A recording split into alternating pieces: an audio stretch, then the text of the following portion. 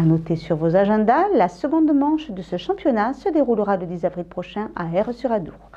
Football maintenant. Dernier représentant landais en Coupe d'Aquitaine avec la formation IGO 16, les joueurs de Saint-Paul Sport avaient à cœur de faire trébucher leur voisin, l'Ogre Anglois, qui évolue 3 divisions au-dessus. Une montagne donc à gravir pour les Saint-Paulois, encore en course pour la montée en championnat, et bien décidés à prolonger leur dynamique et ce coup-ci en coupe. Dimanche, malgré le temps incertain et un terrain assez mouillé, l'équipe saint-pauloise rencontrait celle d'Anglet pour un match de qualité. Le 3 janvier, il a fallu aller jouer à Pau contre la JAB qu'on a battu. Et c'était notre premier match de Coupe d'Aquitaine vu qu'on venait juste d'être éliminé en Coupe de France contre la CFA2 de l'Èche Cap-Ferré.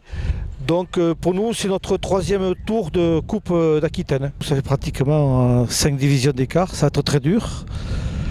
Les conditions météo sont peut-être un peu plus favorables pour nous parce que le terrain va être un peu détrempé, ça peut y jouer, mais enfin bon. Donc c'est une grosse rencontre, une rencontre qu'apprécient beaucoup nos joueurs. C'est pour ça qu'ils veulent absolument jouer ce match. Et rencontrer une équipe mieux classée, c'est un spectacle appréciable pour le public et un enrichissement pour cette jeune équipe. Les niveaux plus élevés sont très bénéfiques pour nos joueurs, c'est ce qu'ils attendent.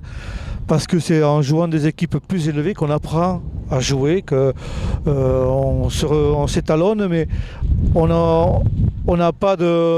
reçoit pas de coups comme c'est dans les petites équipes où il y a moins de.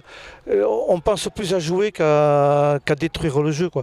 Donc nos joueurs attendent beaucoup des rencontres comme ça. Donc c'est pour ça aussi que cette année en championnat, ça nous a étalonné et on fait pour l'instant un bon parcours. Après un beau début de Saint-Paul, à la seconde mi-temps, c'est Anglet qui reprend l'avantage et qui gagne le match 3-2.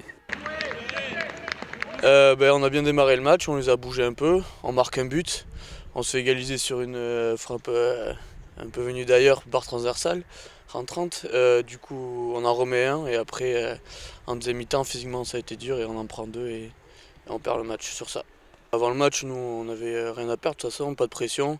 On avait déjà fait un match de coupe en Coupe de France contre l'Èche, qui était aussi une CFA2.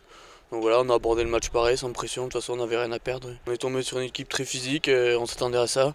C'est pour ça qu'on voulait répondre présent comme ça, et on l'a bien fait. Et je pense qu'ils ne s'attendaient pas à se faire bouger autant, puisque faire 3D comme une PH, je pense qu'ils ne s'attendaient pas à ça. C'est que du positif, c'est encourageant pour la suite. Marquer 2 buts à la meilleure défense de CFA2 dans leur poule, je pense que c'est très encourageant. Même au niveau du jeu, on a essayé de jouer. Et défensivement, même si on en prend 3, on a montré de belles choses.